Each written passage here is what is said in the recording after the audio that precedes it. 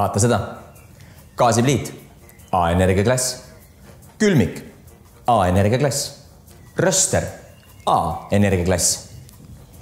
Aga maja, kus sa ise sees elad, LHV rohelaenu abiga võiks ka see olla A-energiaklass. Miks? Oota, ma kohe räägin sulle. Meil on siin LHV-s sellised asjad nagu roheline kodulaen ja roheline arenduslaen. Ikka selleks, et Eestimaa maja ja korterdus teha nii energiasäästlikuks kui vähegi võimalik. Planeedi nimel. Maa, küte, piirde, tarindi, soojus, läbivus. Sund, õhu, soojus, midagi. Mina võin selle endale selgeks teha, aga sina ilmselt ei viitsi. Ja sa ei peagi viitsima. On inimesi, kes teevad selle endale sinu eest selgeks.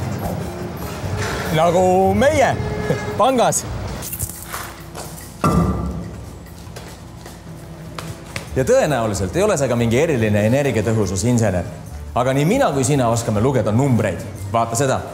Ütleme, et sul on variant elada 125 ruuduses majas. Üks on A-energiaklass, teine D. Mis sa arvad? Palju on aastas nende küttekulude vahe? Vahe on terve tonn. Pane kohe korraks pausile, kui tahad rehkendust näha ja imelikule ka näidata. Nüüd. Päris ilusad numbrid, kas pole? lhv.ee/ roheline.